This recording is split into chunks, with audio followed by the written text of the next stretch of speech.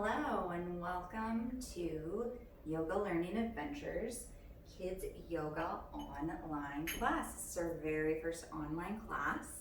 We usually meet in person at schools all around the Peoria community, but since we're not able to meet in person right now, I wanted to reach out not just to my little yogis, but also to all of the children who might be at home right now and needing some extra special attention and possibly movement and learn some techniques to help to create your own calm.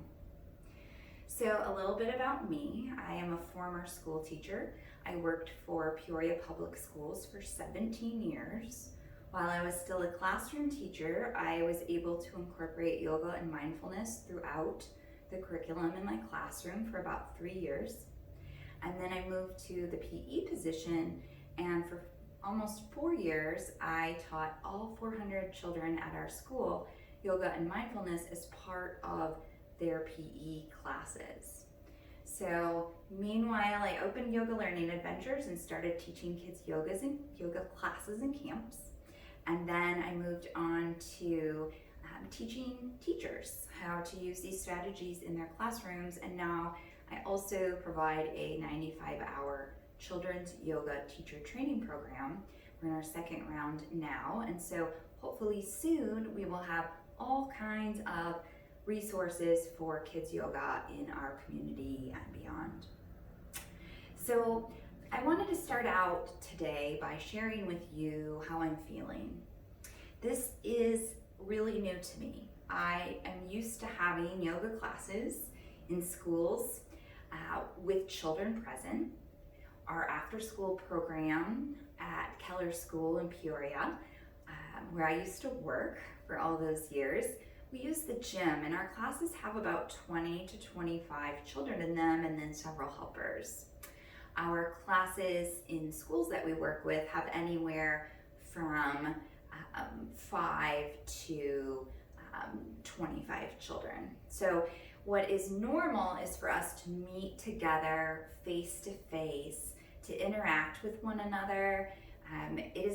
Children's yoga is nothing like adult yoga in that way. It's not just the teacher talking and the students following along. It's really interactive, and the style that I teach children, my teaching philosophy involves empowering kids with their own self-regulation skills. So they essentially become yoga teachers to their friends and others in the community. All right, so I'm admitting it. I'm nervous today. This is new, and I'm sure that you have felt nervous before in your life when you tried something new. But it's really important that in order to grow, that instead of saying, I can't do that, that's too hard, instead thinking, I can't do that yet, and I can do hard things. This is really a growth mindset. And so I have chosen to do something that is outside of my comfort zone. I have no help today to get this video accomplished. I have recorded it already one time. It was fabulous, or so I thought, and I wasn't recording at all. So I'm starting with my second video here, and I am hoping that it goes as well as the first run, but I also know that I'm human and I make mistakes. And so if you ever are concerned about needing to be perfect, I just want you to remember that perfection doesn't exist. I like to share with my students that practice makes progress. Practice never makes perfect. No matter how hard you try, you can never be perfect. So when we have that expectation of ourselves, we really are going to be disappointed every single time. So just remember that if you want to get better at something, you have to keep trying. You have to keep practicing. All right? So when I am feeling nervous or worried or stressed out, I have some techniques that I've learned that really help me to calm myself down. And so I wanted to share those with you today. One thing that we can do is to take some deep belly breaths. And I know that most people think that they know how to take a deep breath, but really listen to the instructions today and notice I have a tool with me. This is my Hoberman Sphere, Hoberman Sphere, Sphere. And you might have this toy at your house. It might be smaller or bigger, but we can use it to demonstrate what's happening in our body as we're taking deep breaths. Before I started yoga about 10 years ago, I thought that I was breathing correctly, and I found out that I was actually breathing backwards. So notice what's happening in your body as we're doing this activity. So what we're going to do is breathe in or inhale, and as we do that, our belly expands, our ribs expand, our chest expands, and then as we breathe out or exhale, our chest, ribs, and then belly gets smaller. So let's try that. Breathe in, everything is getting larger. Breathe out, everything is getting smaller. Breathe in, expand, and breathe out, contract or get smaller. Other words we can use: inhale means breathe in, and exhale means breathe out. Okay? You don't need a Hoberman Sphere to take deep breaths, but it's a really good thing to look at just to see what is happening. And I'm going to tell you a little bit about your breathing muscles, and then if you are interested, you could always go look on YouTube for a video of diaphragmatic breathing or deep belly breathing. Okay, so let's learn a little bit about our bodies. If you can find the bottom of your ribs and stick your fingers under there and walk them over to the center until you feel no more bone, but instead some tissue. That's a muscle that you're feeling. That muscle is called the diaphragm. So I'm sure you all know about the lung breathing muscles, but another very important part of the breathing process is that diaphragm. So let me tell you what that diaphragm does, because it is not causing our belly to expand with air, as sometimes people think. So what we're going to do is think about our diaphragm as this dome shape. So a dome is half of the size of a circle. So that Hoberman Sphere is a circle. Imagine cutting it in half. Or if you had a ball and you just cut it right down the center. So one side would be flat and one side would be round. Okay? Your diaphragm sits with the dome on top and the flat side on the bottom. When you breathe in, the diaphragm flattens down like a pancake, causing your belly to expand. And that looks kind of like a balloon. Sometimes people even joke around like it looks like a pregnant mama, right? And then as we exhale, that diaphragm is going to rise back up into its dome shape, and everything gets smaller and moves back up into our bodies, okay? So again, as you breathe in or inhale, that dome-shaped diaphragm moves down and flattens like a pancake, and when you breathe out, it pulls back up into its dome shape. All right, so that explains what's going on there. We're not filling the belly with air. We are breathing deep into our diaphragm, which is pushing down and making the belly expand or grow larger. I hope that clears that up for you. Okay, so taking breaths, doing breathing strategies is really important thing to master in our lives, and I'll tell you why. Even though our breath works automatically and there's nothing that we have to do, it is something that we have some control over. And so if you learn certain breathing strategies or techniques and you practice them often, when you're in stressful situations, you're able to use them and they help you to feel better. They can help you to change or shift your mood, okay? So one of the breathing strategies that I really like is, of course, the deep breathing. We just practiced that with the Hoberman sphere. Deep breathing or deep belly breathing or deep abdominal breathing are all names for that. Bunny breathing, on the other hand, is a really great strategy to use when you're having trouble taking a deep breath. So think about times when you are very upset. Maybe you're crying, maybe you're angry, perhaps you're even throwing a tantrum. This is the time for the slow bunny breathing, okay? And I learned a really cool new hand gesture to go along with this from a kindergarten teacher. So I'm going to give a shout out to her. Emily Burke in kindergarten at Roosevelt School has a really cute hand gesture that goes along with this that I think that younger students will have fun with. And if you don't like those motions with your hands, you don't have to do them, okay? So the slow bunny breathing can help us to calm down our system, just like deep breathing can. But if we're having trouble with deep breathing, we can try slow bunny breathing. So this is how it works. We break our inhale up into 3 parts. So we're not taking 3 separate inhales because every inhale is followed by an exhale. Inhale, exhale, inhale, exhale. It's a pattern. But if we are able to take short, slow sniffs of air with a little slight pause in between, just a small, short waiting time, take the second sniff of air and the third, and then exhale all the way back out through your mouth, okay? And I'm gonna show you that hand gesture, and you can do it if you want, or you cannot do it. That's totally up to you, okay? It's just for fun. So if you want, you can make bunny ears with your fingers, and we're gonna take those 3 smooth, slow sniffs of air. Ready?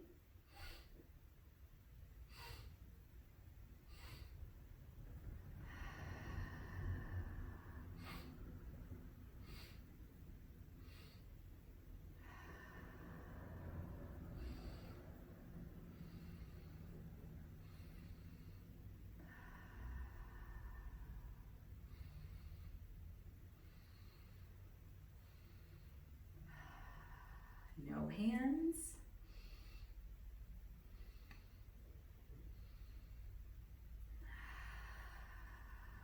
Oh, I feel so calm and relaxed after doing that. I love the bunny breathing.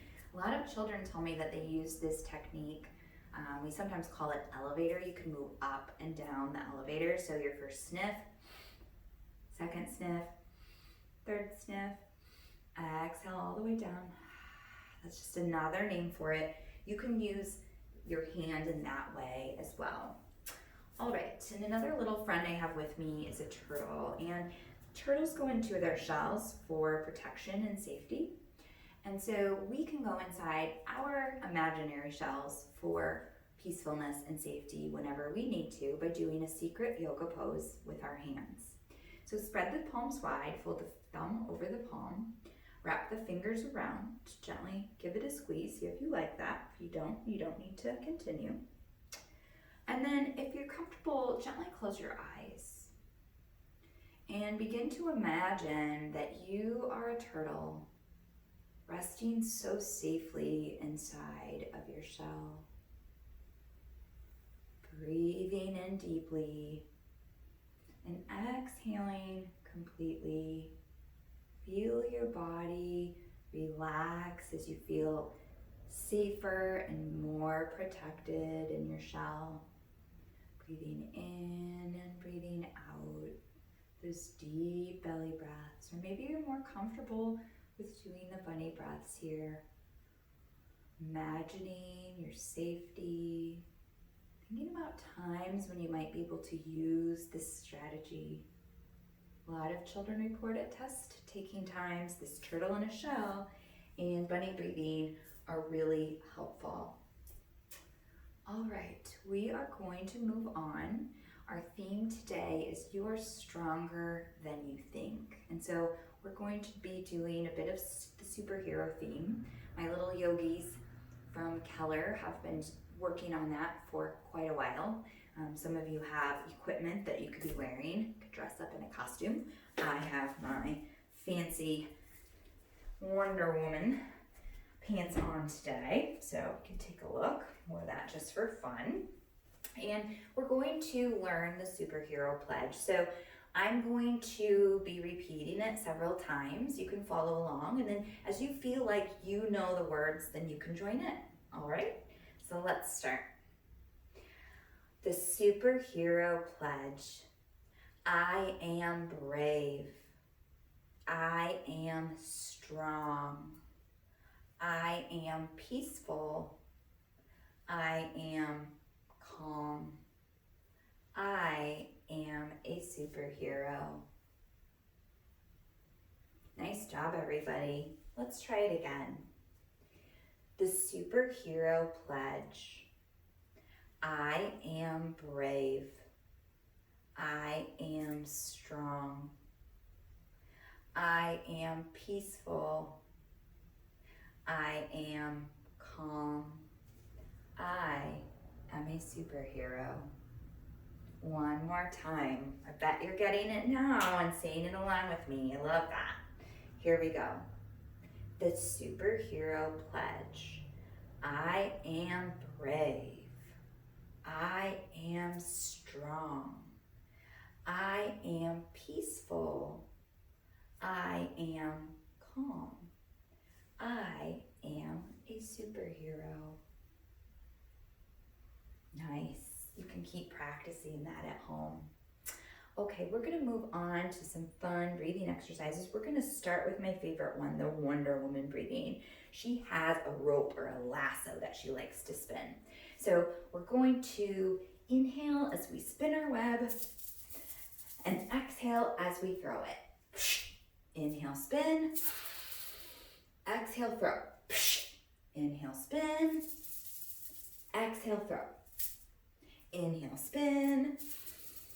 Exhale, throw. Nice job. Another favorite is Hulk breathing, and Hulk has big muscles. So we're going to breathe in and reach up. Breathe out, show your muscles. Breathe in, reach up. Breathe out, show your muscles. Breathe in, reach up. Exhale, show your muscles. Nice job. All right, the next one is Batman breathing. And so I'm going to need your help for this. Can everyone say, I am Batman in their best Batman voice? Let's hear it. Oh my gosh, that always cracks me up. I'm not very skilled at that, but I do know how to do Batman breathing, okay? So we're going to breathe in through the nose. Exhaling with a sigh like Batman. Again, inhale through the nose. Exhale like Batman. I'm imagining I have a cape. Breathe in through your nose. And breathe out like Batman.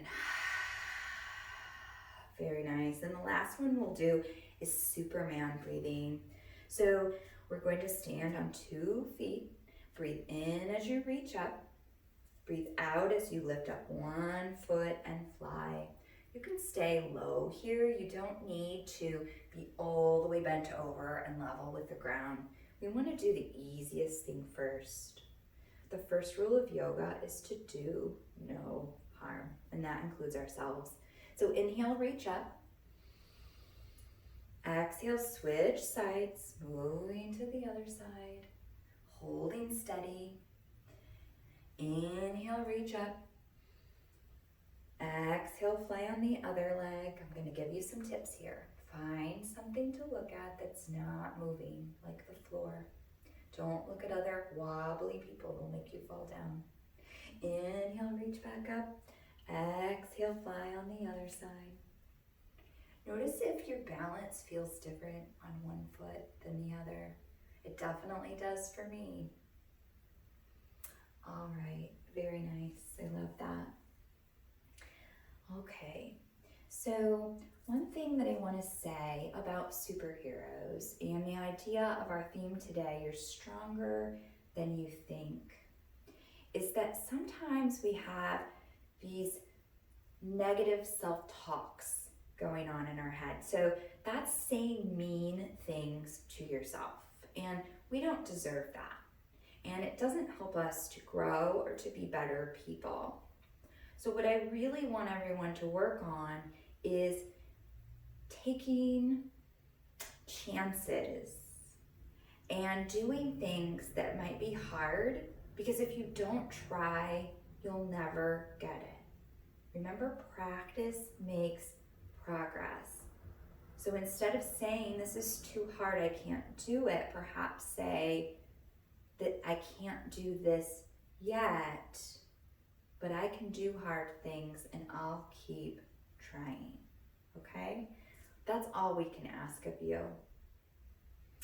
We are going to do some standing poses. We will work through a warm-up called sun salutations. For any grown-ups out there, we're going to start slow and we're going to give you all the modifications. And doing, those of you who are familiar, we're going to start with half sun salutations before we move to the full version. So just keep your eye out on me and listen for directions. And I will give you all kinds of variations so that you will know exactly what to do. You don't need a yoga mat. You could be on any type of surface. You might want to grab a blanket. There are certain poses where I feel uncomfortable if I don't have something to sit on. All right, so start at the top of your mat. This is the top, the middle, or the back. If you don't have a mat, you might be on a towel or the floor. Makes no difference. Okay, feet are hip distance apart. That's about 2 fists worth. And then we want to stand up tall, imagining that we have a crown on our head. This is mountain pose. Reach your arms out to the sides and up. Look up. Hands can either be parallel with some space between or can touch. Bend your knees as much as you need to fold over and touch the floor. And here you could even have a chair that you placed your hands on, or some other stack of books or something, if you are having trouble reaching the floor. No problem. Okay, and then sliding the hands up the legs to the shins. That's right under your knees, looking out in front of you with a flat back. Bend your knees, fold forward or bend forward again, looking between the legs. Taking the arms out to the sides and back up overhead, hands back at your sides. Okay, so that's the basics of half sun salutation. We're going to continue that, but I'm going to make sure to add the names of the poses. I will also link the breath to the movement, because that's what's different about yoga and other forms of exercise. We have the postures, the physical postures or the poses. We have the breath that we link to the movement, and then we also have our gaze. Where should we look in each of those poses? So be listening for all of those directions. So again, standing up tall in mountain pose. Inhale, tall mountain, look up. Exhale, forward fold, look between the legs. Inhale, monkey, hands on shins, flat back, gaze in front.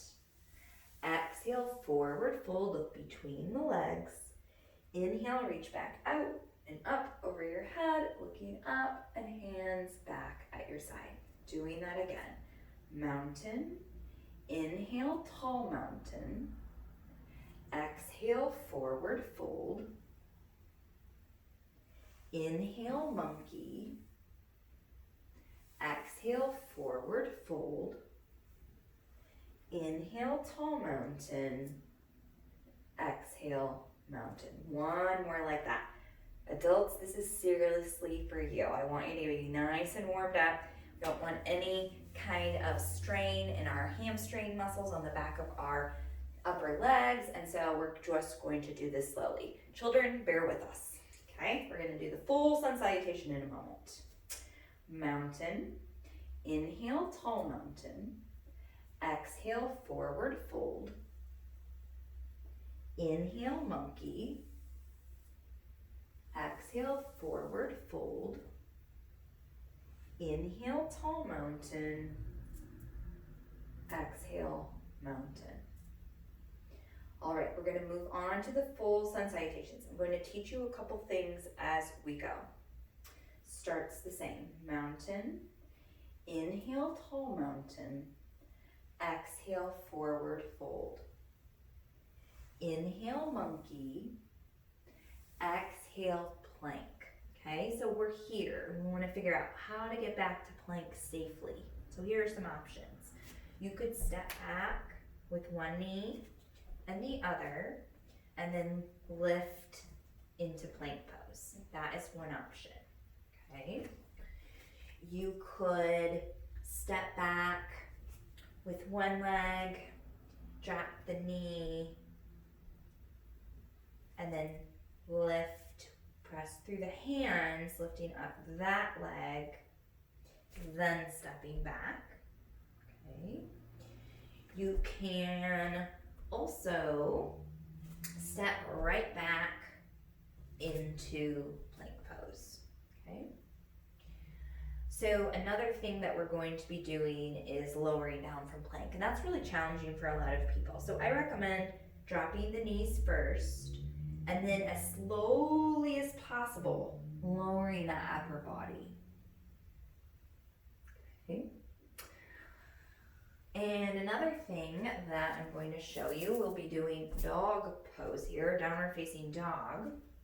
And we have options here. So when we get here, we're going to be moving forward. And we can do that by taking our knees to the floor and sending one foot forward and the other and coming back to monkey. Or we can take as many little and wide steps as we can to get all the way back up front. I most often just take 2 giant steps. And if you notice, I bend my knees and look at my hands as I'm doing that. And then what kids most often prefer to do is to hop. So we give the option to step or to hop. So here we look forward, bend the knees, gracefully, gently, as we inhale, hop forward, hands to shins, flat back, and continue. Okay, so those are just some options, and I'll be mentioning them as we move through. Let's begin. Mountain. Inhale, tall mountain, look up. Exhale, forward fold, look between the legs. Inhale, monkey, hands on shins, flat back. I want everybody to remember the first rule of yoga, do no harm. If this looks like something, adults, that is going to compromise your health, please avoid, okay? All right, so we're going to step back to plank in whatever way makes sense for you, taking your time. And then we're going to exhale as we lower down. So you can drop knees and upper body all the way to the floor. Squeeze your elbows into your chest, keeping your hands just where they are. And then push up for a low snake. Head and chest lifts. Exhale, push back into dog pose. Hips are high.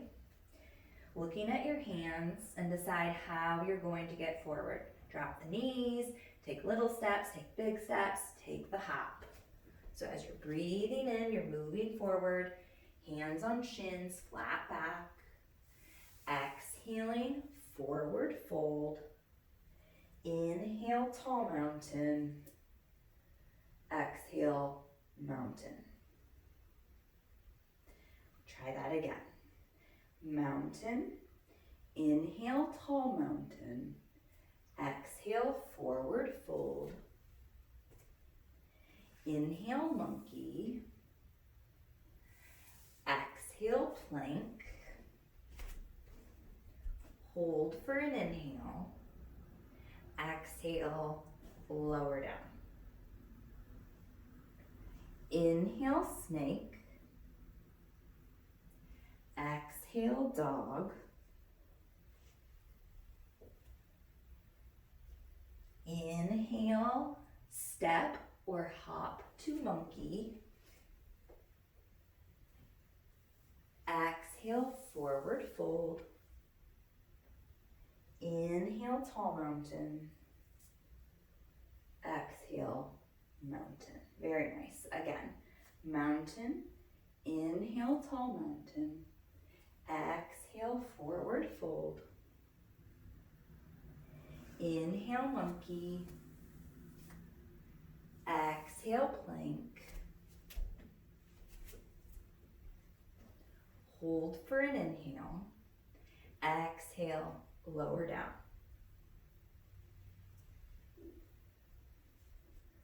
Inhale, snake. Squeezing those elbows in. Exhale, dog. Look at your hands. Inhale, step or hop to monkey. Taking your time. Exhale, forward fold. Inhale, tall mountain. Exhale, mountain. Lovely. All right, let's take a drink break really quick.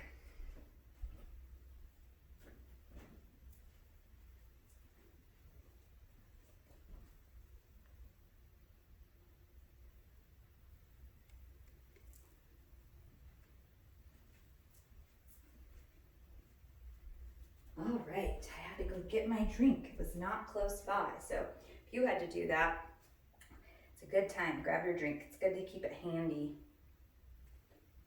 while we're doing our yoga because we might get thirsty. Okay, so we've learned our warm-up sequences, and at your kids' yoga class, I don't usually lead all of those times. I teach the children how to do the sequence, the full sun salutation A, and then they lead the class. So it's very important to me in my teaching philosophy that kids are leaders and that we teach kids to have ownership over their own yoga practice and that they have the tools, that they are empowered to self-regulate. That means that when you are feeling an uncomfortable emotion, that you know what to do about that. And the first step is acknowledging it. We have to identify it.